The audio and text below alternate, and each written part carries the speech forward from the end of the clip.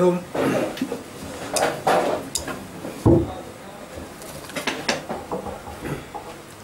אני רוצה להקדיש את הדברים לסוגיה של הכלב והקדיש קפצו ראש הגג, ודיונה של הגמרא, לא להיכנס לתוך הפירוט של הדברים, אלא לדיון הגמרא.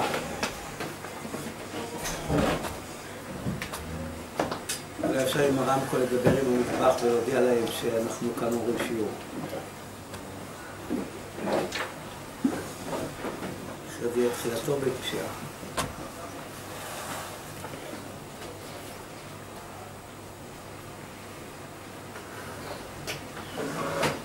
והגמרא המקשר שואלת כאן את השאלה שכלב והקדיש שקפצו, תמה דקפצו, הנפלו פטור, עלמא כסבר תחילתו בפשיעה וסופו באונס פטור.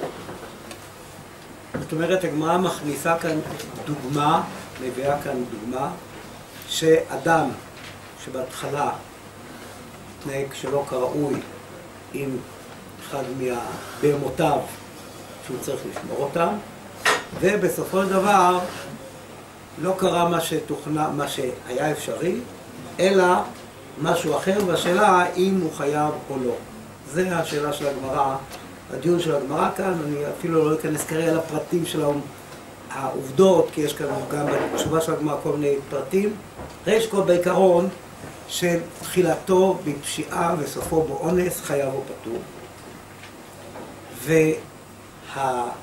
והכסבר, ביטוי כסבר, או למאן דאמר, ביטוי של הגמרא ניחא למאן דאמר בהמשך, אז רש"י מקשר את הדברים ומעמיד אותם מאן דאמר, אמוראי פליגי בה בפרק המפקיד ביחס לתחילתו בפשיעה וסופו באונס. זאת אומרת, המושג הזה, זה שהגמרא אומרת שיש מי שאומר, זה כנראה מי שאיננו מסכים איתו, משמע שיש בזה מחלוקת עם תחילתו בפשיעה וסופו באונס חייב.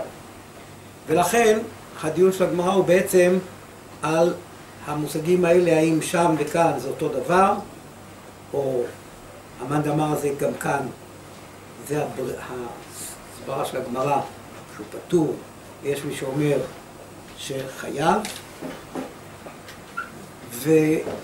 והדברים האלו והדוגמה הזאת, השאלה הזאת, דומני שהם צריכים הבהרה מאוד מאוד יסודית בשני המושגים, משום שהרבה פעמים, והיום אני חושב שנוכל די להבהיר את זה, משתמשים במילה אחת לשני מושגים, וכל מושג הוא בעצם עומד כשלעצמו, וכתוצאה מזה שמשתמשים במילה אחת לשני מושגים, אז אפשר שבהחלט, גם זה יכול להיות,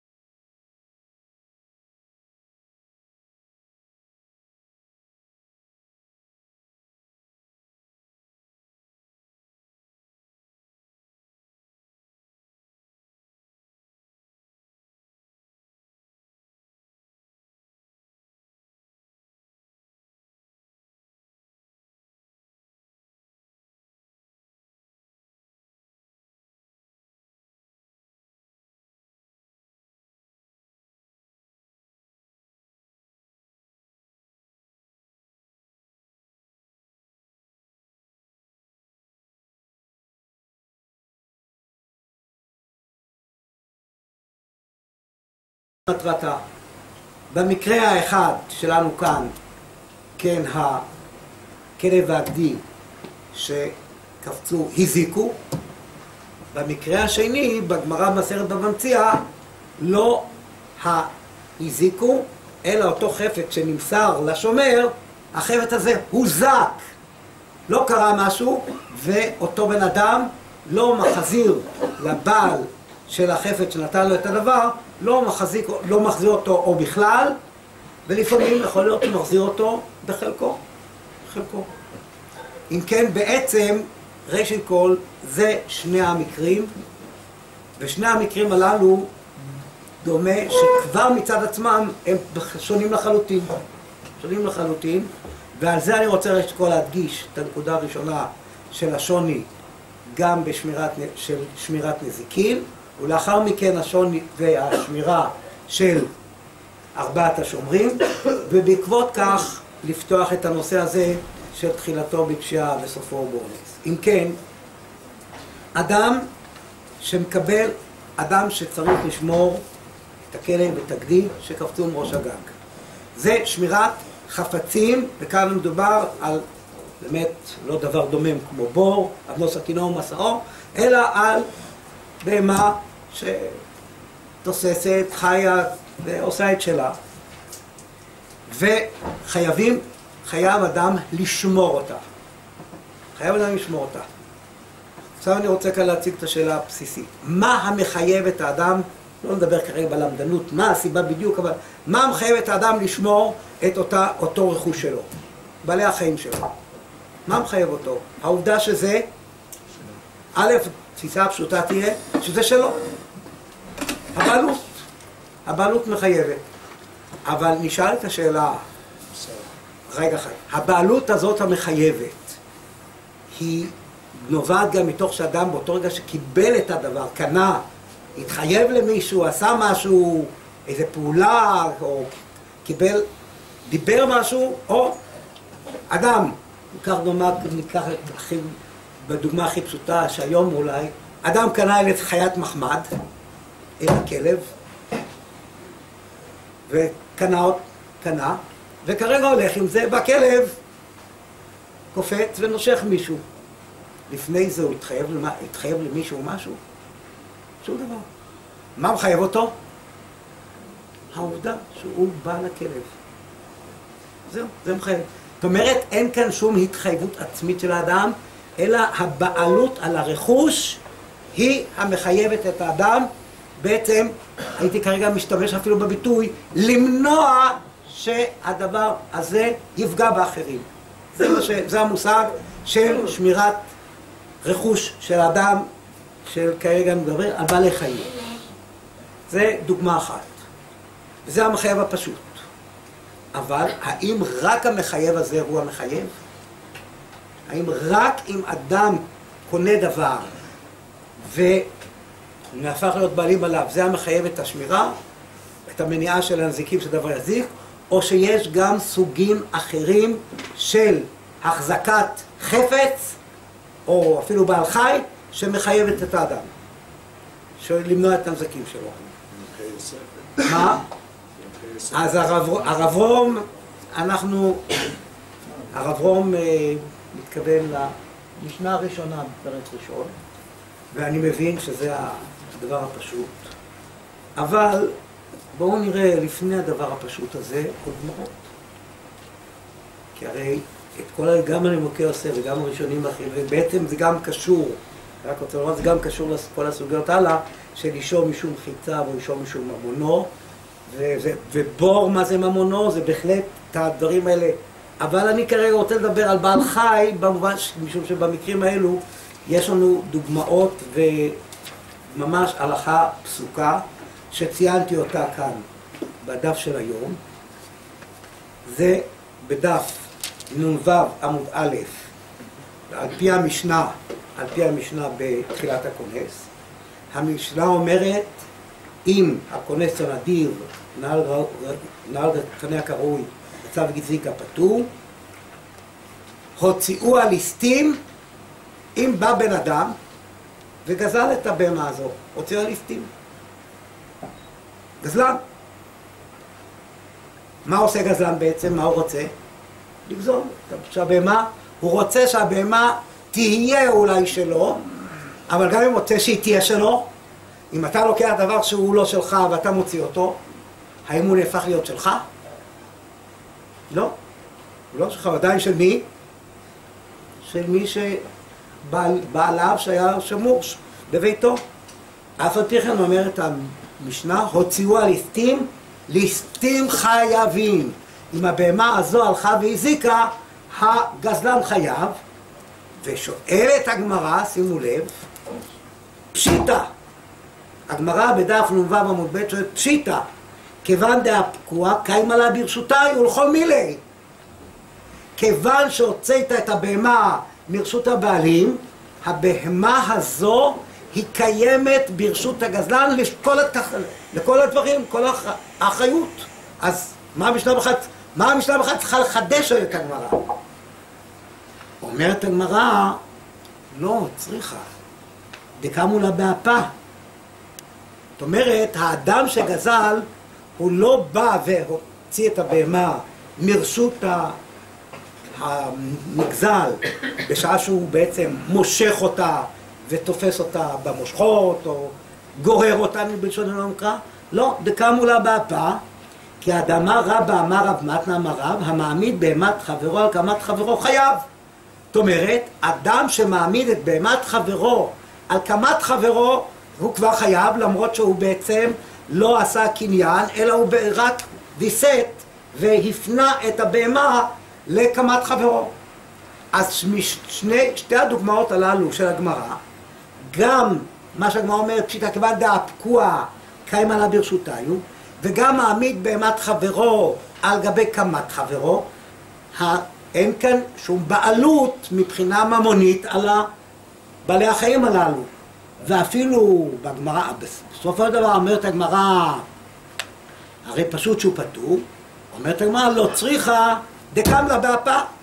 זאת אומרת הוא לא, אמר לאביי לרב יוסף, הקישה אמרת לן, הקישה אמרת לן וליסטים נמי די קישוע. זאת אומרת אחר כך מפרש את הגמרא שיכול להיות שבאמת כאן מדובר לא רק במקרה, לא במקרה שהוא רק מעמיד, אלא במקרה שהוא ממש מקיש, דהיינו, הוא באמת עושה איזו פעולה מסוימת. אבל ההווה אמינא של הגמרא הייתה אפילו בקם לה באפה שאדם יתחייב. עכשיו תגידו לי, שני המקרים הללו, על כל פנים, מעמיד בהמת חברו על קמת חברו. מה עושה אדם? האם הוא קונה את הבהמה? ודאי שלא. התשובה, אז מה הוא עושה? מה הוא כן עושה? משדל אותה להזיק. משדל בצורה כזו שהוא בעצם יוצר את הנתונים לפעולת הנזק. מה? שמה? כן. זה קניין. מה? קם לה באפה זה לא קניין. בקם לה באפה זה לא... לרש"י, מה שרש"י אומר שלום שחוע. כיוון דאפקוע זה קניין. מה? רש"י... נכון, רש"י אומר איקה משיכה... הרש"י הזה, לכן, הרב אילן, אתה צודק, בוא, הרב אילן, אתה צודק שזה רש"י. אבל מה תוספות אומרים? מה תוספות אומרים? תוספות לא, הרש"י הזה הוא רש"י מאוד מאוד תמוה. יש כאן, מה שרש"י אומר, גם משיכה ושינוי רשות, דווקא קנויה, ודאי לביטוי שלו כל מיני, זה פלא עצום. זה רש"י מופלא, מה זה פלא, מה זה לכל מילי? הרש"י הזה, אתה צודק שהוא מופלא. כמובן אם תיגנד, דברים כאלה. בסדר, אז זה לא לכל מילי, זה לא לכל מילי. הביטוי של רש"י, הרב אילן צודק שיש כאן רש"י קשה מאוד, אבל פשט הגמרא, זה לא כתוב. כיוון קיימה לה ברשותיו, אמנם הגמרא אומרת לכל מילי, התוספות אומרים, והוציאו לגוזלה וכולי וכולי, אז אומרים לביא חטא. אבל לא דברים אחרים. זה התוספות גם אומרים שזה לא דברים אחרים. אולי הגמרא משתמש בביטוי הזה לכל מילי, אבל זה לא יכול להיות. אם כן, ועכשיו, ושאלה השנייה, מעמיד בהמת חברו על קמת חברו, ודאי שהוא זה לא לכל מילי. נראה שגם זה משמע. שמה? מה דו חזה בידו? הוא מוליכה כן, אבל השאלה מה אם הוא קונה. השאלה אם הוא קונה או מקבל אחריות. ותשובת הגמרא דקם לה באפה בסוף. כן, מה? זה תחייה כבר. תחייה, כן, אבל בכל זאת, אתה רואים בגמרא ברור שגם במקרה שאדם לא קונה את הדבר, הוא מתחייב על נזקיו. זה אנחנו רואים. למה? מה צריך לומר? אחריות. אחריות. הייתי אומר שהגמרא הזו אולי היא די... אבל זה המחלוקת. בסדר, בסדר. רגע. זאת אומרת, אנחנו רואים שעצם העובדה שדבר נמצא באחריותו של אדם, זה מחייב אותו. זה מחייב אותו. זה חיוב של שמיר. מחייב אותו שהדבר שנמצא באחריותך, אתה תמנע את הנזקים שלו. זה מה שרואים מתוך הגמרא כאן. יכול להיות שאולי, תכף נראה את הדברים, אני אולי נצמצם, אבל במעמיד בפשטות ודאי זה ככה, ואולי בגזלן זה אחרת, אבל במעמיד זה הרבה יותר ברור, שזה בלוק עניין, ואם כן, מה שאנחנו רואים, שאחריות של אדם, או פעילות שלו, אפילו פעילות אקטיבית, שהוא מביא בהמה ומפנה אותה לכיוון מסוים, זה עצמו כבר מחייב אותו באחריות לגבי אותם נזקים שהבהמה עושה. אם כן, יוצא ששמירה על בעלי חיים, כרגע נאמר, היא לא בגלל שאתה מתחייב כלפי מישהו, אלא עצם העובדה שהדבר הוא באחריותך, זה מחייב אותך למנוע את התוצאות. או גם לפי רש"י, הקניין הוא קניין של אחריות, או קניין באחריות. זה אני לא רוצה לומר, אני לא... ומה זה קניין? קנת האחריות שלו. מה זה כאן האחריות? זה כאן כולנו מושג אני לא רוצה לדבר על רש"י, מה שאני לא מבין. מה שאני לא מבין, אני לא יודע מה זה לקנות אחריות. אני לא יודע מה זה לקנות, תגיד לי מה זה לקנות אחריות, אני לא יודע מה זה. אחריות זה אחריות, אבל לכאורה זה לא לקנות.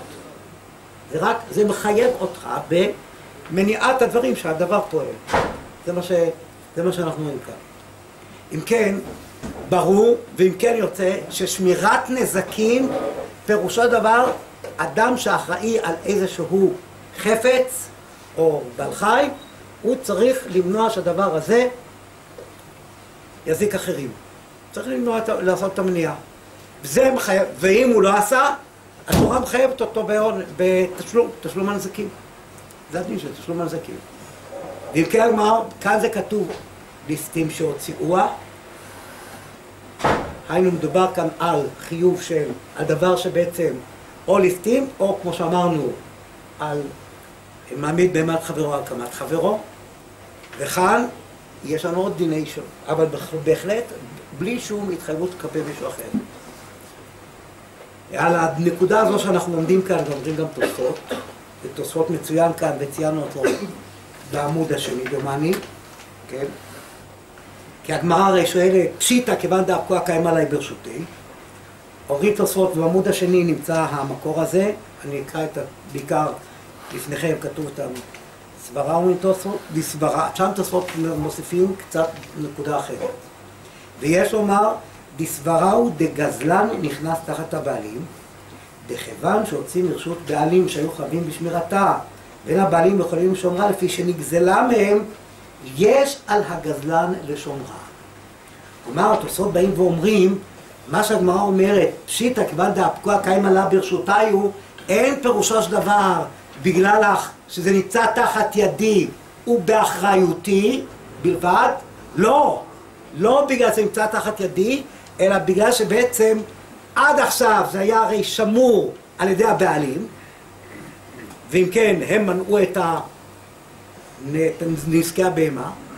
אם הוציאו הליסטים, אז הליסטים גרם ראשית כל להפסק השמירה של הבעלים, וכרגע הבהמה עומדת ללא שמירה. במקרה כזה שאתה מונע את השמירה של הבעלים שאמרו, ואתה בעצם מעמיד את הבהמה בצורה כזו שיכולה להזיק אחרים, במקרה כזה אתה מתחייב לעשות את שמירתך כתמורה לאותה הפסקה שהפסקת את מה שהבעלים יושבים כאן שמרו את הבהמה הזאת.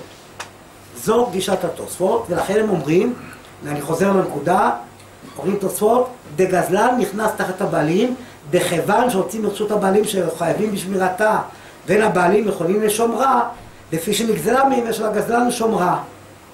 עכשיו מוסיפים תוספות, דלעניין נזקים מקובלים, כל מי שבידו לשומרה.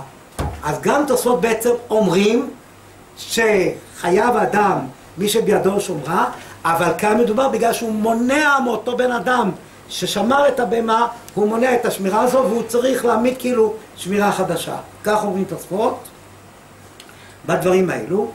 אז למה בנפוצה בלילה פטור? למה שלא במקרה כזה גם הליסטים יהיו חייבים? אז זה התוספות שמדברים בתחילת בעמוד הראשון של הפרק. נפרצה בלילה, תראה בבקשה, זה התוספות. יש תוספות בעמוד הראשון בדבור מתחיל נפרצה. הרב מבין שזה שהבעלים הראשון לא יכול לשמור, זה תנאי, כאילו, זאת אומרת, אם הוא עדיין יכול לשמור.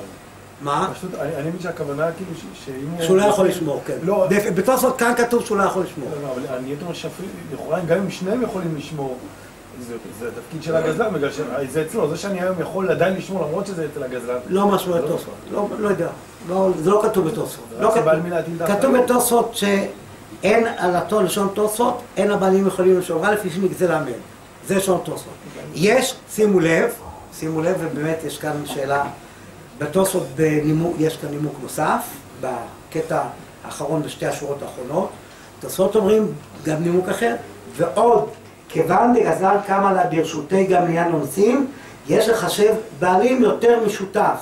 והחיבה שמה נשנה לכמה ברשותיו לכל מי שמשהו ברשותו לכל מילה יש לו להעיד כאן. זאת אומרת, בתוספות, בתירוץ השני, הם כן, בהסבר השני, הם כן מעמידים וכן הם אומרים כמה ברשותו לכל מילה המקסימום. זה לא שזה שלו, אבל זה כמה ברשותו לחיוב אונסים. זאת אומרת, יש כאן כן איזושהי הכנסה לרשות. אבל הכנסה לרשות בכל מקרה, בתוספות זה כתוב או בגלל שהוא שלל את השמירה של הראשון וכרגע זה ברשותו, או בגלל שהוא שלל את הראשון ויש ברשותו איזשהם זכויות מסוימות, זה כבר מטיל עליו חובת החיות. יש איזו השלכה לשני התירוצים עלינו, השלכה מאוד מעניינת. אם אנחנו רואים כאן שמי שמוציא דבר, נמצא דבר שהוא שומר עליו, אבל הוא לא מתחייב כלפי השני, השאלה היא האם הוא חייב או לא. השאלה היא מאוד מעניינת, שעל זה דנו שני גדולי דור בדור הקודם. אנחנו יודעים, וכאן הנה שימו לב, המושג של שומר במובן הפשוט, אני כאן מדבר של שומר על חפץ שהוא מקבל אותו מחברו, בניגוד למה שאנחנו אומרים שמירה על נזקים, זה כאשר אני מקבל דבר ממישהו, והוא נותן לי, וכאן יש לזה בעצם שני סוגים. יש שומר חינם ושומר שכר. זאת אומרת, אני מקבל את החפצים, או באמת, כמו שאמרנו, בהמות וכו' וכו', מחבר, ממישהו שרוצה לנסוע, להיות במקום אחר, ואני מקבל על עצמי את השמירה על החפץ. על החפץ, כדי להחזיר לו אותו בשובו. אז יכול להיות שאני עושה את זה בחינם, וזה נקרא שומר חינם, ויש אני עושה את זה, אני אומר לו, תשמע, אתה רוצה שאני אשמור על הדבר? אז אני כתוצאה מכך צמוד לבית, צמוד למקום שהדבר נמצא ואני לא יכול לעשות שום עבודה, תשלם. והוא נותן לי על זה שכר, זה שומר שכר.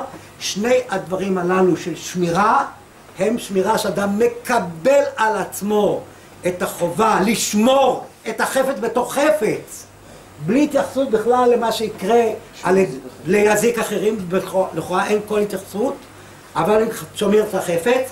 עכשיו אם החפץ הזה הלך והזיק, אז אנחנו אומרים ששומר חייב. זה יותר מובן, על כל פנים, אני צריך לשמור את הדבר, לא ברור כאן מה החיוב של מניעת הנזקים, האם זה תוצאה או שזה החייב, בגלל שזה ברשותך, זה כבר מחייב. אבל יש עוד, אני כבר רוצה לומר, יש עוד שני סוגי שומרים. יש סוחר, נשמע מה שאדם סוחר חפץ מחברו, ומקבל את החפץ לרשותו, מקבל את החפץ לרשותו, והוא בעצם עושה בו, משתמש בו למשהו מסוים. זה סוג אחד, ויש עוד סוג אחד, והוא של שואל. הוא מקבל את הדבר לכל השימושים. מקבל את הדבר. כאן, האדם שמקבל את החפץ, גם בסוחר וגם בשואל, הוא תיקח כרגע את הדוגמה הכי טובה של שואל, הוא מקבל את הדבר לרשותו המוחלטת לשימושים, והוא בעצם כבר מקבל בהחלט זכויות בדבר, גם סוחר וגם שואל, הם מקבלים זכויות בחפץ כדי להשתמש בו. מקבלים זכויות. ואלו ארבעת השומרים שאנחנו מכירים אותם. שומר חינם, שומר שכר, סוחר ושואל. ושניים הראשונים ללא שימושים, שניים האחרונים עם שימושים, זה אחד מסוים ואחד כל ההנאה שלו, שאדם מתחייב לשני, אבל גם בשני הדברים האלה, מתחייב לאותו בן אדם שהוא שכר ממנו, שאל ממנו, להחזיר את הדבר בסוף התקופה של הסחירות או של השאלה, להחזיר את הדבר. כאן גם צריך לזכור, וזה בדיוק נקודה שהיום בעברית הרבה פעמים אנשים בכלל טועים בזה, זה שגיאות, זה אומנם תיקון פשוט יומיומי. לפעמים בן אדם בא אליך ואומר, אני יכול אולי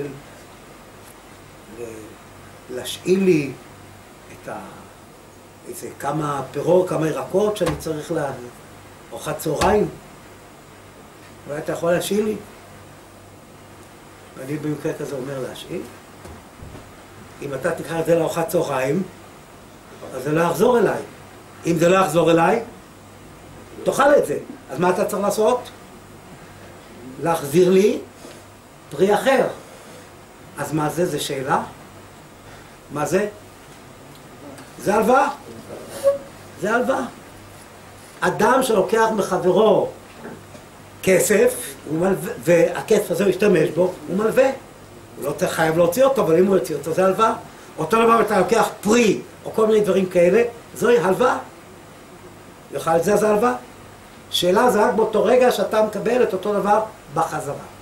אז כאילו צריך לשמור את שני הדברים הללו. יוצא שגם בסוחר ושואל, אדם בעצם כשמקבל את הדבר, הוא מתחייב להחזיר אותו לאותו בן אדם שנתן לו, וזה בעצם עיקר הדיון בין הסוחר והמזכיר או השואל, להחזרה, שאתה תחזיר לי את הדבר. זה הדברים.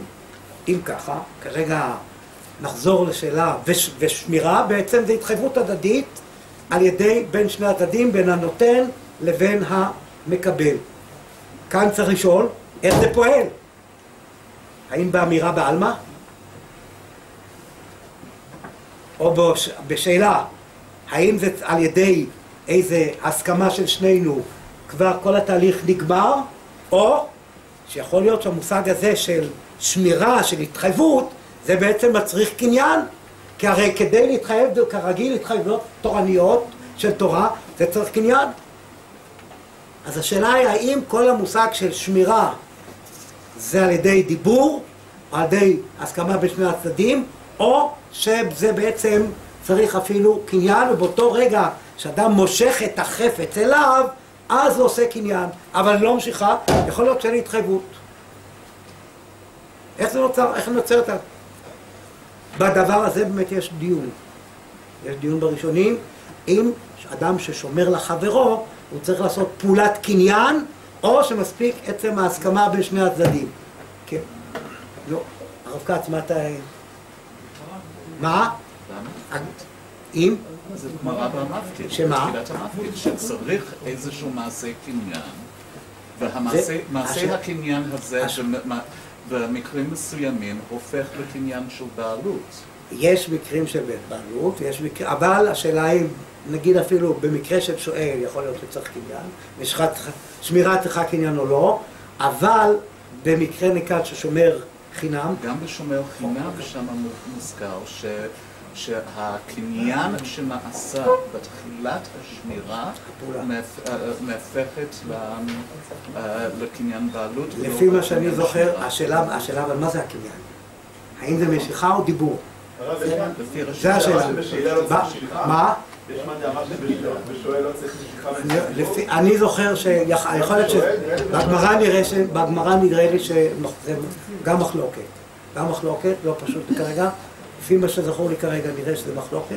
אבל אני לא רוצה לקבל אחריות מלאה, אבל לפי מה שאני זוכר בפוסקים לגבי קבלת שמירה, יש כן מחלוקת אם קבלת שמירה זה על ידי דיבור או על ידי גם קניין. יכול להיות ששואל וסוחר, יכול להיות שזה דינים באמת של קניין, כמו שאני אומר, בגלל שבאמת אתה מתחייב ממש, אבל בשואל ובשמירת חינם, יכול להיות שלא צריך אפילו קניין. אבל מה שכאן יוצא, יוצא שיש בעצם התחייבות הדדית של אדם כלפי השני. זה יוצא שהמושג של קניין, של שמירה של אדם לחברו בדברים. אם ככה, עכשיו ראינו כן, לגבי שמירת נזיקין, אתה בגלל שהדבר הוא תחת שליטתך, לגבי שמירה בין אדם לחברו, זה בגלל שאתה קיבלת על עצמך. אבל יש עוד סוג של שומר. הגמרא אומרת שמשיבה מי שמוצא אבידה, הוא לא אך ורק חייב במצוות השבת אבידה, אלא הוא נהיה שומר. איזה שומר? אז הרב יצחק מזכיר, מחלוקת בגמרא, אם שומר שכר או שומר חינם. המחלוקת בגמרא, אם אדם הזה נהיה שומר שכר או שומר חינם. אבל משיבה, זאת אומרת, יוצא שיש לנו סוג מסוים של שמירה בין אדם לחברו, שלא נוצרת על ידי הסכם בין שני הצדדים, אלא על ידי עצם הגמרת האבדה, אתה נהיה שומר. למה? הגמרא דנה אם זה שומר שכר, זה בגלל שהוא פטור מפוטת רב יוסף, או שהוא שומר חינם בגלל שפוטת רב יוסף לא שכיחה, אז הוא רק שומר חינם. עצם העובדה שהאבדה של חברך נמצאת תחתך, התורה חייבה אותך בשמירה. עכשיו רבותיי, ומה הדין עם הבהמה הזו? אם זה אבדה של בהמה, שכמו נגיד אותה הסיפור של מה על העיזים של רבי דוס שנשארו אצל רבי דוסה, אז עם אותם עיזים הלכו והזיקו, והרי שם בעצם גם מה שהלכו ובסוף מכר אותם, או את התרנגולים, מכר את התרנגולים עד זה בגלל שבעצם הם התחילו לקפץ יותר מדי והפכו להיות איזה כמות שלא ניתן לשמור. מה? הביאו דובים בקרניים. כן, כן, זה הכל מהחק הרזים, אבל פרשו דבר קשה לשמור עליהם. השאלה אם הם הלכו והזיקו, האם הבעלים שמצא את האבדה, בעל השפירות, מוצא האבדה חייב בנזקם או לא?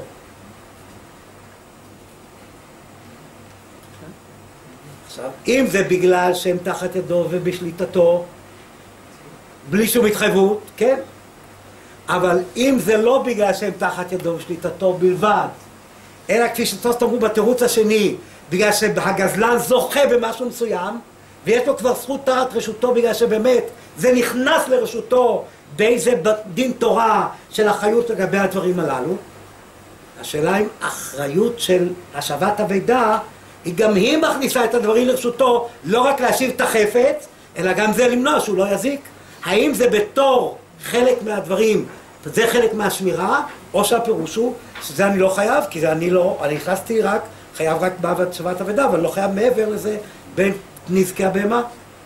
בדברים, בשאלה הזאת, לכאורה היה מקום לתלות את זה בשני התירוצים של תוספות, ואף על פי כן נחלקו בזה גדולי הדור בדור הקודם, רב מאיר שמחה, בעל אור שמח, ורב חיים. רב מאיר שמחה אמר, דומני, שחייבים, ורב חיים נדמה שטען שפטורים. על כל פנים, אז אנחנו רואים שבעת השאלה הזו, שגם בשומר אבדה, יכול להיות שלפי אחד מאן דאמר, אתה חייב, בגלל שכרגע זה נמצא תחת רשותך. אבל גם לצד הראשון בתוספות, אתה מאבד, מי שאיבד עז. אבל לא אני הוצאתי. רגע, אדם שאיבד עז, והעז הזיקה, יש אחריות על הביילים? על הביילים של הבא. זה שאיבד, לא מצאו את זה. לא, אין אחריות על הביילים, הוא אנוש.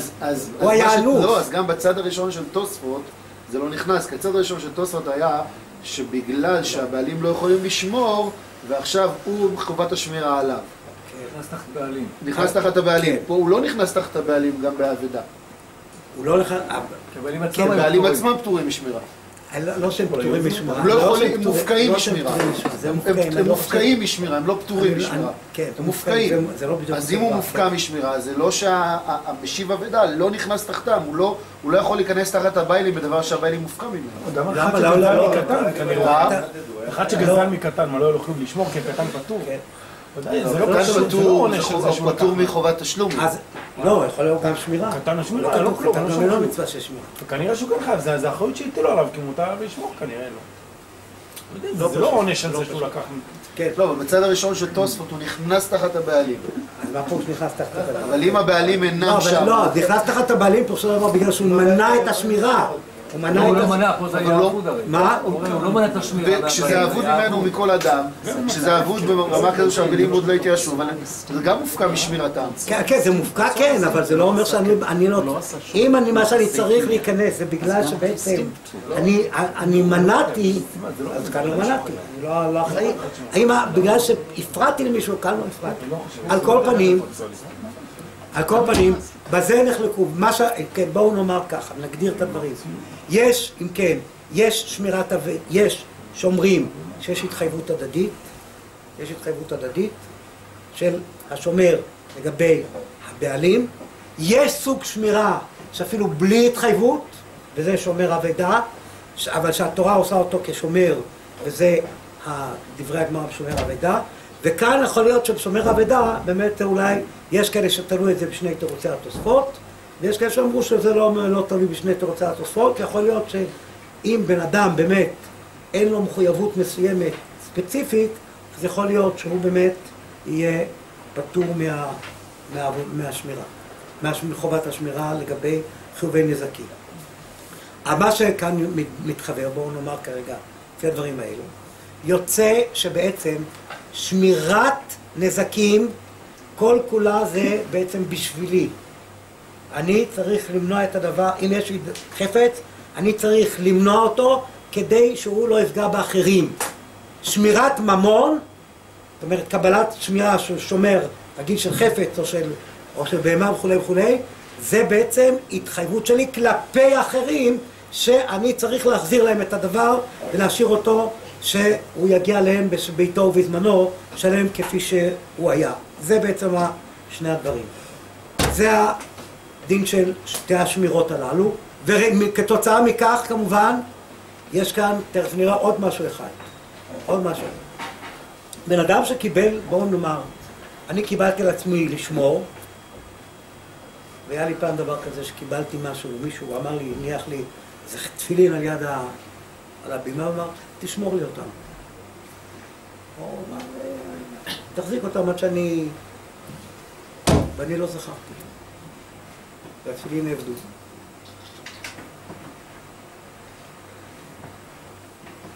וכאן, במקרה כזה, השאלה היא שאלה גדולה מאוד, אם אני חייב או אני לא חייב.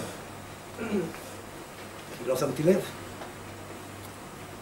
אם כן, השאלה היא כאן, ואני כרגע אדבר בצורה אחרת. בן אדם קיבל על עצמו, וכאן להגדיר יותר את הדברים של שמירה.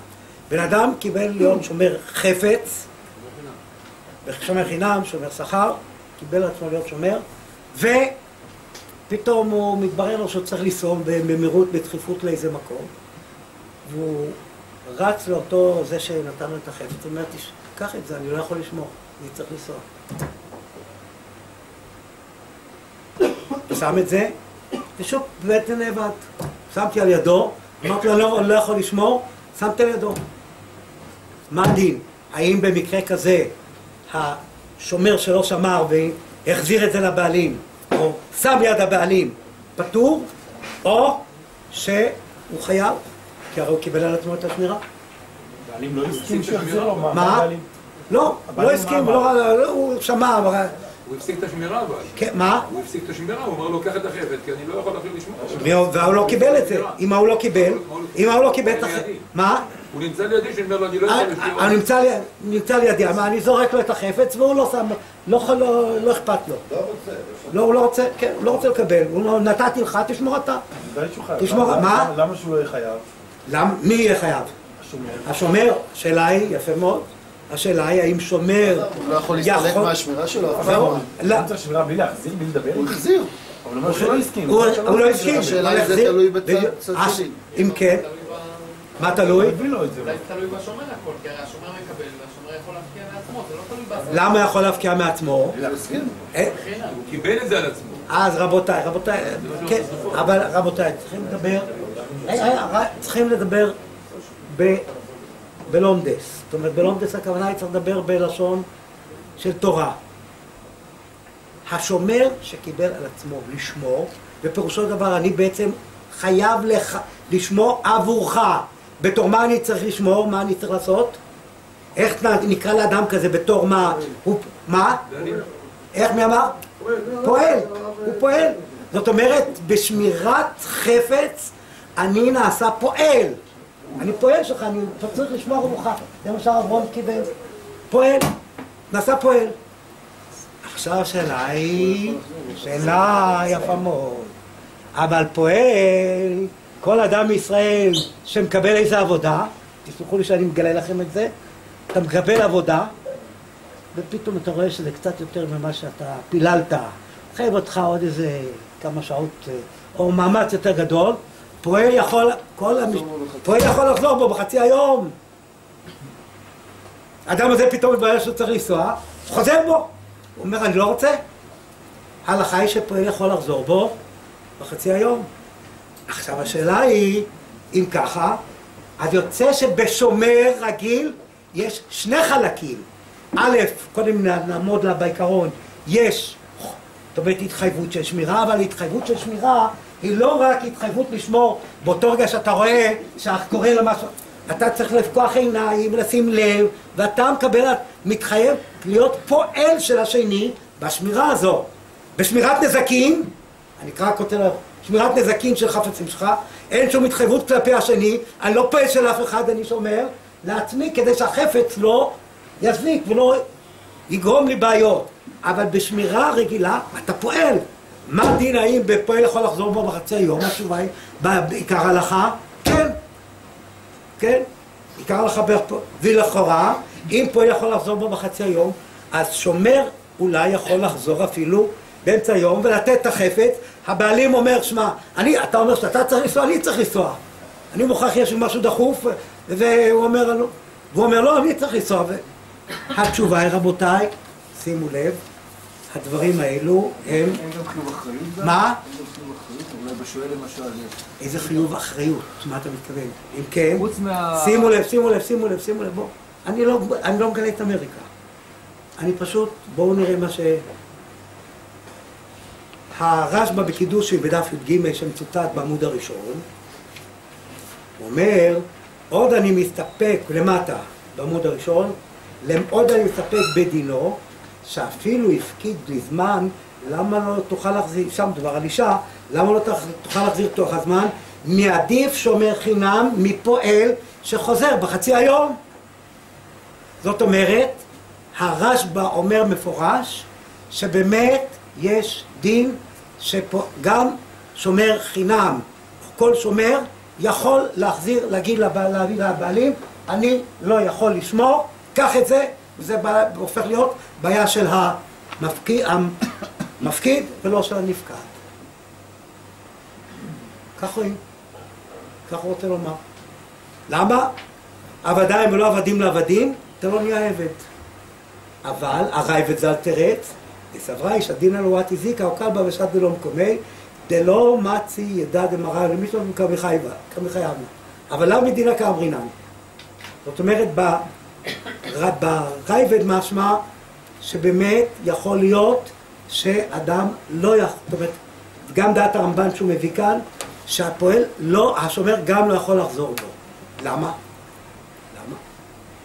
השאלה היא כאן, אם הדין של עבדה, האם פועל של שמירה, זה גם נחשב כחייב בתור פועל, או אולי שומר הוא לא עבד, כי הרי הוא לא עובד בשבילו, הוא קיבל על עצמו את העבודה, אבל לא בתור עבד שהוא יכול לדרות, וממילא, אם הוא לא בתור עבד, אז אין בו אפילו דין חזרה, וכל המושג של חזרה, זה אך ורק באותו רגע שאתה מחזיר את החפץ, והבעלים מקבל על עצמו.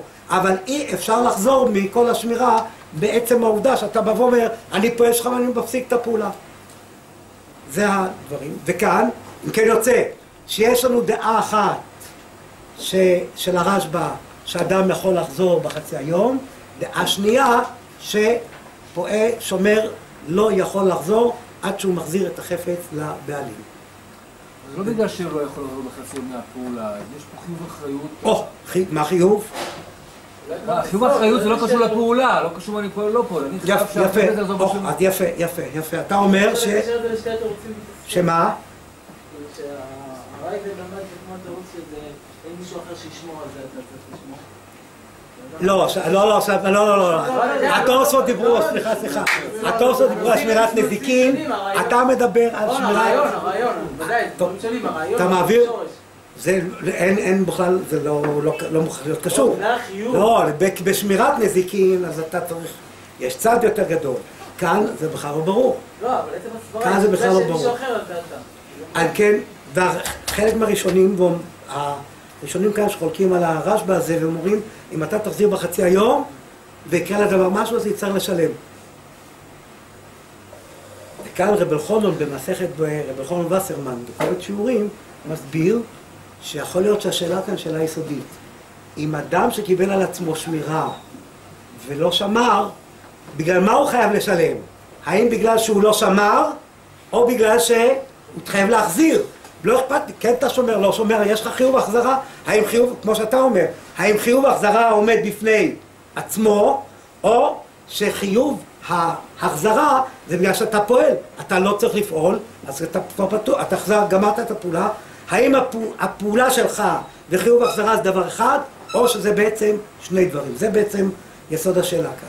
אם כן, מה שאנחנו רואים עוד יותר, שבשמירת חפצים יש גם חיוב של פועל, וחיוב של שמירה כל הזמן של הדבר של עצמו. שמירת נזקים זה רק מניעת הנזק.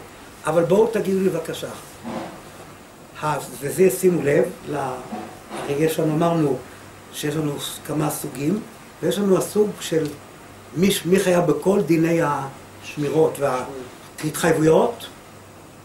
שואל חייב בכל. שואל חייב בכל הדברים, בגלל איך משתמש את הביטוי בגמרא, כל המקומות, שואל חייב באונסים, לפי שכל הנאה שלו. עכשיו תגידו בבקשה, בשואל אתם יכולים לפרש שהוא חייב בגלל שהוא התחייב והוא פושע? אם קרה אונס לדבר, אז בגלל מה הוא חייב? הוא לא עשה שום, הוא באמת לא אשם. הוא עשה את כל המאמצים לשמור, ופצצה ירדה. משהו בכלל לא, או משהו שמת הוא לא אשם. מישהו אחר פגע בזה. נגיד מישהו אחר שלא חייב. כך דוגמה, איזה קטן פגע בזה. הוא שמר, וקטן בא במקרה, ולא יכול למנוע את זה.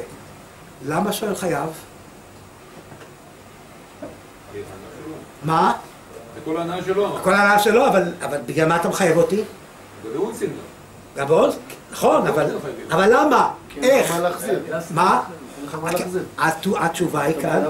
זאת אומרת, בשומרים, בוודאי בשואל, היסוד של ההחזרה זה לא בגלל שאתה פשעת, לא בגלל שאתה לא שומר ומעלת בתפקיד שלך, אלא ההתחייבות שלך היא בכלל לא תלויה בעניין הזה של השמירה. ההתחייבות שלך זה להחזיר את החפץ המלא, את החפץ השלם לבעליו. שהתורה חייבה, מה? שהתורה חייבה בלי קשר להתחייבות שלו. מה זה? כל אחד ששומר. רגע, התורה חייבה. התורה, סליחה, בכל מקרה, לא, אני כרגע לא מתכוון, אני כרגע לא מתכוון מי חייב. המחויבות, המושג של שואל פירושו של דבר כרגע, המחויבות שלו זה התחייבות להחזיר את החפץ. מי חייב, אם התורה חייבה או אני, חכה, עוד רגע. לא, אם התורה זה לא... רגע. זאת אומרת, המחויבות שלו היא להחזיר את הדבר. להחזיר את הדבר. אין לך את הדבר, את שלם. זה בעיה שלך. אתה התחייבת. זאת אומרת, שימו לב, שבעצם בשומרים כבר יש לנו שני סוגים. יש שומרים שמתחייבים בשמירת הדבר, ואם הם לא שמרו, אז הם מחויבים לשלם. זה אפשרות אחת. וסוג שומר, שקיבל על עצמו להחזיר את הדבר, וממילא הוא לא מחזיר את הדבר, הוא מתחייב. יכול להיות עכשיו. ובאמצע מה שיש בשומר הזה, במין מעשה קניין, הוא כאילו קנה את החפץ הזה. מה? לפי מה שהרב אומר עכשיו, כאילו השומר היה לו מעשה קניין של החפץ. לא אמרתי מעשה, יכול להיות... זה עבר אליו, לא, ואז, אם הוא... ואז בכל מקרה צריך להחזיר את זה, למה לא מעניין, צריך להחזיר את החפץ הזה חזרה. חזרה... כן, כן, כן, כן. וממילא היה לך מעין מעשה של העברת בעלות... לא, אני לא צריך את זה. אני לא צריך את המעין מעשה של העברת בעלות, אבל בהחלט אתה... זה לא מעשה של העברת בעלות. רגע, של מי החפץ? בשואל. של מי החפץ? של הבעלים. של הבעלים. אז זה לא יכול להקדיש את זה. כן, בדיוק, זה שלא. זה לא לבד, זה השאלה. זה הפקדה, כן. זה הפקדה. זה הפקדה של שאלה. אפשר לומר שיש פה סוג של העברת בעלות מסוימת, ועכשיו זה אצלי... תראה, קניין, אתה יכול להגיד קניין פירות, זה דברים אחרים, אבל החפץ עצמו הוא נשאר אותו דבר. נשאר של המשאיל. זה ברור, זה ברור. זה ברור. אם כן, עכשיו, יוצא, שימו לב, זוהי נקודה, יוצא שבעצם בשמירה, ודאי בשואל, פירושו של דבר, אני בעצם התחייבתי להחזיר. וזה התוצאות, ואילו בפשטות שומר חינם או שומר שכר, ששם יותר מה כאן האדם מתחייב? האדם מתחייב לשמור. לא שהוא אבל אולי יכול להיות עוד צד אחד. יכול להיות עוד צד אחד. יכול להיות עוד אפשרות שגם בשומר שכר כדוגמה, אדם בעצם מתחייב להחזיר, אבל תלוי איך זה, למה הוא לא יחזיר. אם הוא לא יחזיר בגלל שהוא לא בסדר, בעצם הוא צריך להחזיר את הדבר, בגלל שאתה עמדת בהתחייבויות שלך של השמירה. אבל אם הוא עשה את הכל מה שהוא צריך, שמר מפני גנב, הכל כדי מנע את הכל, אז אין מה לחייב אותו. זאת אומרת, יכול להיות שכל דיני השמירה הם כאלו, וזה אך ורק תלוי, מותנה אם אתה אנוס או אינך אנוס. על כל פנים, זה חלק אם זה התחייבות להחזיר, אז לפי זה גם אם אדם בן דעת גדול הזיק את זה, אז הוא יצטרכו לשלם לו בעלים פעמיים, גם זה שהזיק וגם הוא, לא יחזיר לו. יכול להיות... הוא ודאי שלא חייב להחזיר לו, מישהו אחר משלם לו את זה. יכול להיות, אתה אומר שיהיה דין, אתה שואל שאלה מעניינת, אתה שואל שאלה מעניינת, בדין של שמירה, אם בן אדם אחר פגע, הזיק, אז יהיה דין שרצה מזה גובר, רצה מזה גוזר, זה מה שאתה שואל. אבל ודאי שלא ככה, ודאי שהאחים שמירה שלי, אם יש לך מישהו אחר שמשלם, ודאי שיש לו נזק שהם צריכים לשמור. לא פשוט, לא... החפץ ישמע, ודאי שלא פעם. אני לא יודע, לא ברור לי 100%. לא ברור לי 100%. לא רצה מזה גובה, גם לא רצה מזה גובה, גם זה לא.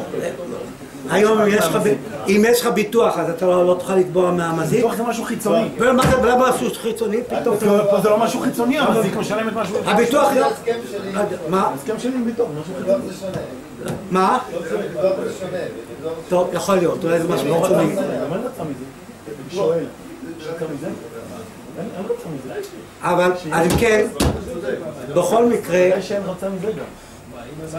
רק אבל זה. מה? זה כל השאלה של המשנה השנייה והמפקיד, של כל השאלות של המשמסה, זה כבר עוד חלק. כן. אבל אם כן, רבותיי, מה שיוצא... אם כן יוצא... שוב, על מה ששאלת, כי כאן, השאלה שאתה שאלת היא שאלה טובה. אולי, האם הנושא הזה של התחייבות של כל שומר, זה בגלל שמחייבים אותו, או בגלל שהוא מתחייב, כן, יש לנו בעצם על הנושא הזה לא משנה מפורשת, אבל ביאור למשנה מפורשת. המשנה שבטעות במקורות לא נכתב בצורה נכונה, המשנה במציאה בדף צ"ד, אומרת המשנה שמתנה שומר חינם להיות פטור משבועה והשואל להיות פטור מלשלם, נושא שכר, כל המתנה בדיני שמירה, תנאו קיים. אומרת הגמרא למה? בגלל שדבר של ממון, תנאו קיים. זאת אומרת, אנחנו רואים שבדיני ממונות דבר תנאו קיים. וכאן, שואלים תוספות, באמת מסכת כתובות, שאלה, למה אתה אומר שכל הדברים האלה תנאו קיים, הרי אף על פי כן יש לנו מחלוקת, המתנה מה שכתוב בתורה. מה אומרת, ולכאורה מתנה מה שכתוב בתורה, רב מאיר סבור שהוא לא יכול להתנות, אומרים תוספות כך, שאני הכה דמעיקרא לו שאבד נפשי. אומרים תוספות, למה? כיוון דריפתא תורה שומרים הרבה, שומר חינם, והשואל, נושא שכר והסוחר, יכול נא להיות כל אחד לפי תנאו. אז מה אומרים תוספות?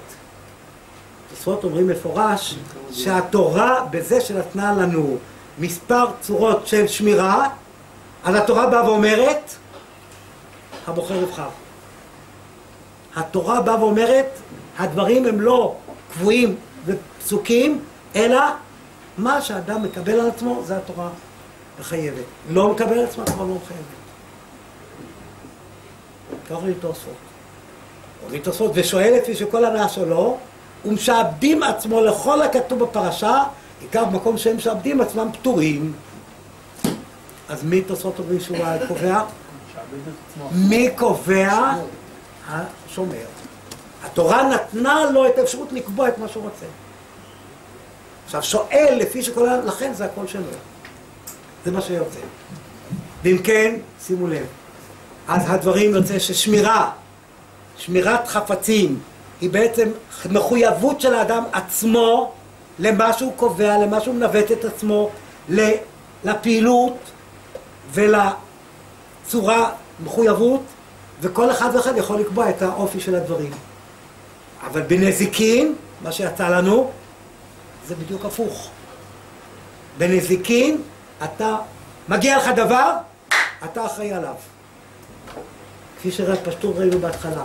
כלומר, הבעלות, לא הבעלות, אלא ההחזקה של הדבר, היא המחייבת בנזיקין, ואתה שומר על הדבר כדי שהוא לא יפגע באחרים. כאן, אתה שומר על הדבר בגלל שאתה התחייבת, ואתה הקובע את רמת ההתחייבות של כל דבר דבר. זה שני המושגים. עכשיו, האם יש לזה עוד השלכות? התשובה היא כן. השאלה היא, זאת אומרת, נגדיר, אם אנחנו אומרים שכל שומר חייב בגלל שהוא צריך לשמור, נגיד כרגע, שומר חינם או שומר שכר, מתי הוא בעצם מתחייב? בפשטות, אם הוא בשעת שהוא חטא, בשעה שהוא לא עשה את משהו, בשעה שהוא לא עשה את הדבר שמוטל עליו. אבל בשואל, בפשטות, בשואל, שהרי זה לא תלוי מה שהוא עושה, אלא עצם העובדה שהוא קיבל, הוא כבר התחייב. אז מתי הוא התחייב? מה? בהתחלה. בהתחלה, או לשון הגמרא במסכת כתובות, בשעת משיכה התחייב בה. כי זו שעת ההתחייבות, ההכנסה לרשותך שאתה מתחייב להחזיר את הדבר. בפשטות, על כל פנים כך זה נראה, ויותר מזה, כאן אני אומר, זה חלק מהדיון של הגמרא, זה חלק של הדיון של הגמרא, גם בפרק ראשון. אם בן אדם לקח חפץ מחברו לשמור אותו, ולא כל החפץ כולו קרה לו, לא כל החלק, לא כל החפץ נשבר, לא קרה לחפץ נזק מלא, חצי. של מי הממון, של מי החפץ הזה שנשאר בינתיים? של הבעלים. של הבעלים? של הבעלים? וזה הדיון של הגמרא לכאורה, אם שמיל לשואל או אין שמיל לשואל. זאת אומרת, אם... מה? אם שואל מתחייב מההתחלה... אם שואל מתחייב בהתחלה, וממילא באותו רגע שקורה משהו, אז שמיל לשואל, אבל אם אתה אומר, לכאורה, החפץ... אם כפי שמישהו הרב הרב, אתה רוצה להגיד שיש קניין, אם זה קניין ואתה אומר זה כבר שלא במשהו מסוים, אז במקרה כזה היה צריך את הכל ולא רק חלק. הפירוש הזה נשאר של הבעלים, ואם החפץ לא בשלמותו נשאר, אז אתה צריך לשלם רק את החלק הזה שחסר, לא מעבר לזה, לכן לא שומעים. הגמרא שם... זה לא כמו קניין רגיל, אבל יש פה קנייני שמירה מסוימים. קניינים מסוימים יש פה העברת בעלות. לא העברת בעלות הקלאסית. קניין לשמירה. אני לא יודע מה זה ואני לא יודע על מה נפתור. טוב, אם אתה...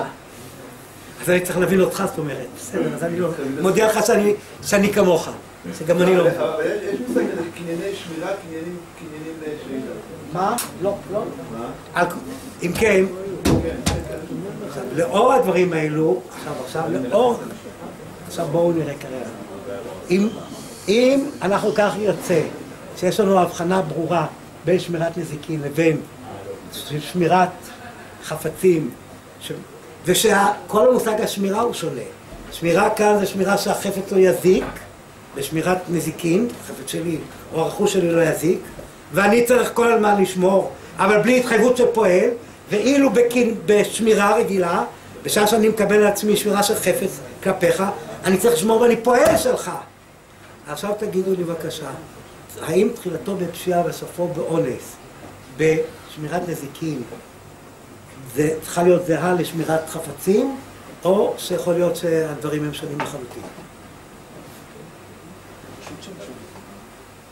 אין מקום, לא מוכרחים בכלל להשוות, אין כולה השוואה. מה השאלה בנזיקין? אם אתה אשם או אתה לא אשם. אז אני אומר, נכון שתחילתו בפשיעה, אבל סופו באונס, אז אם כן, יוצא שבעצם המעשה לא מתייחס אליי. מעשה לא מתייחס אליי, למה שאני אחראי עליו. אבל בשמירה, אם אנחנו אומרים שאתה צריך בעצם מה לעשות, אתה בעצם כל הזמן, נגיד בצורה הכי פשוט, אתה פועל, ואם אתה פועל בעצם הביצוע שלך של התחייבויות הפעולה, זה כבר מחייב אותך, אז אפילו אם לא קרה משהו לדבר, אתה כבר בעצם פושע. אתה כבר פושע בשמירה. אם אתה כבר פושע בשמירה, אז אם יקרה משהו לדבר, יכול להיות שאתה כבר צריך לשלם. זאת אומרת, אם אתה עובר על תנאי ההתחייבויות שלך, אם זה מחייב אותך, אז אין הבדל בין תחילתו בפשיעה וסופו באונס או לא. כי אם אתה לא שמרת כמו שצריך, אז כבר לא בסדר. אתה כבר לא בסדר, ואתה כבר מעלת בתהליכים, אבל בנזיקין, הפירוש הוא שאתה לא הגורם. אם תחילתו בפשיעה וסופו באונס, אתה לא הגורם.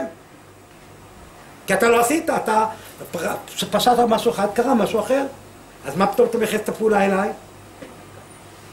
לכן, הדברים האלו יוצרים לנו כבר את ההבחנה ואת העברה שיכול להיות שתחילתו בפשיעה וסופו באונס ביחס לדיני שומרים זה יכול להיות שיהיה חייב, ואילו ביחס לדיני נזיקין יכול להיות שתחילתו באונס סופו בפשיעה וסופו באונס יהיה פטור, כי כאן זה לא מתייחס אליי ואני צריך לשמור ואני שמר, זאת אומרת פשעתי משהו אחד אבל בסוף זה לא קרה, אז מה פתאום אתה מחייב אותי? כך יש מקום אם, לפי מה שהבהרנו, ולכן אני אומר, זה אם אני אומר, כאן זה תלוי גם, זה אם אני אומר שהשמירה שלי של כל הזמן על חפץ, הפעולה שלי היא המחייבת אותי, אז זה סברה ודאי. אם נגיד שגם בשמירה יש התחייבות להחזיר את הדבר, כמו בשואל, אז יש גם חובה להיות פועל שלך וגם לשמור, אז יכול להיות שזה אותו דבר, זה דומה. אבל אם אני אומר שזה שונה, יכול להיות שרק בשואל יש התחייבות להחזיר את הדבר, אבל בשומר חינם, שומר שכר וסוחר, במקרה כזה, זה רק אם אני אפשר, אז אם כן במקרה כזה, אז שם יכול להיות שאני אהיה פטור. אם כן, אני אהיה חייב בגלל שאני כבר לא עשיתי את אם אני לא אעשה, אם אני אפשר, אז אני כבר לא עשיתי את הדבר שאני חייב בו, ואז במקרה כזה, השמירה שלי היא לא כהלכה. לא, בקריאה הפשוטה של הגמרא נראה שהיא כן משווה בין הדברים. אני לכן אמרתי, באמת, אתה צודק, בסדר, לכן אמרתי שאני רוצה לפתוח את העניין. אמרתי אתה צודק בלשון הגמרא נאמן דאמר, אבל השאלה למאן דאמר זה איפה הוא אמר אותו. לכן ציינתי בתחילת השיעור ואמרתי לה יקר ברש"י. רש"י אומר שמקשרים את זה למסכת בבא מציעא. נכון, אתה צודק. אז זה לא קריאת הגמרא אלא זה קריאת רש"י. קריאת רש"י. מה דבר שחייב בנזיקין? ברור שהרבה יותר קל להגיד שהוא יהיה חייב גם בשומרים. כי אם אתה אפילו שלא, כאילו, תחילתו בשעת הרבונת, אתה חייב, למרות שזה כאילו לא, אני לא מייחס אליך, אני כבר מאשים אותך מההתחלה. אם בנזיקין אני חייב. אם אני בנזיקין חייב, יכול יותר פשוט להגיד שגם בשומרים אני חייב. בגלל שאתה אומר שאם בעצם... אני אפילו על פשיעה התחלתית, אני כאילו כבר אז רואה אותך כאשם. כן, כן. אנחנו ממילא בשומרים יותר פשוט. אתה אומר, על כל פנים המושגי פשיעה יהיו רחבים, אבל רגע, אתה צודק, זאת אומרת, אתה אומר שגם בשמירה מחויבות שלי, זאת אומרת, אתה מחדש שגם בשמירה מחויבות שלי, בשמירה של שומרים, המחויבות שלי היא לא אך ורק למנוע שהדבר לא יהיה, אלא באמת חובת שמירה הרבה יותר רחבה, ולכן עם כל מה שיקרה, זה כבר, זה לא, אני אומר, לדעתי, זה לא ברור. אפשר להגיד בהחלט שיכול להיות שבשמירה זה יהיה משהו אחד, בחיובי שומרים, ובחיובי נזיקין, זה בגלל שצריך להתייחס אליי. ככה הרבן פוסק. מה? הרבן באמת פוסק, שהוא פטור פה וחייב בשומרים. זהו, אז הנה אתה רואה שיש שיטות כאלו. זאת אומרת, זה מה תורה שהוא אומר. כן, כן, אז הנה, זאת אומרת, אז רואים שהלמד אמר כאן, אולי הגמרא מציעה את זה בתור הווה, לפי זה, הרי גם לא פשוט שזה הווה מן המסקנה של הגמרא, הרי גם חלק מהראשונים לא פוסקים. אז ממילא זה הדברים, ואני כאן רציתי להציע, כמו שאמרתי, וממילא, אבל אני שוב פעם הייתי אומר, מנסח את הדברים כדי שאולי נזכיר את הנקודות שדיברנו. ראשית כל, הנקודה הראשונה היא חובת החיוב בנזיקין של שמירה, זה לא רק על בעלות, אלא גם על דבר שהוא בעצם ברשותו, היינו בשליטתו, ביכולת המניעה שלו. עכשיו כאן השאלה אם זה בגלל שיש כאן איזה בעלות מסוימת, תורנית, שהתורה מכניסה את זה לרשותו, או שעצם העובדה שאדם לקח את זה לרשותו, או אפילו שזה הגיע לרשותו. נפקא מינה בשומר אבדה. אם זה בגלל שהתורה, אתה לוקח את זה לרשותך, ויש כאן איזה רשות, שזה מטיל את האחריות, זה שיטה אחת, ואז זה כן מה שתוספות אומרים, שאתה מנעת את השמירה של הבעלים, ואתה נכנסת במקומם, זה תפיסה אחת. תפיסה שנייה, זה בגלל שבאמת לא רק מנעת, אלא בגלל שהאדם שגוזל, יש לו אחריות מסוימת של גם קבלה של להחזיר את הדבר, היינו אם זה יאנס, אני צריך להשיב אותו, ממילא האחריות הזו זה גם כבר נותנת, חוץ ויש עוד דבר, תוספות אומרים עושים. אני הייתי אומר במקום תוספות, זה בעצם הדין שגזלן יכול להשתמש. זה לא שראינו את זה קצת זה לא חסר, שהדין של שימוש של גזלן, זה שאחר כך הוא לא משלם על שימושים, אלא רק מחזיר את הדבר. אז זה אתה רואה שיש לו אפילו זכויות מסוימות. אם יש לו זכויות מסוימות, יכול להיות שזה מה שמחייב את הגזלן, אבל בעבידה שאין לו את הזכויות הללו, יכול להיות שזה לא יהיה.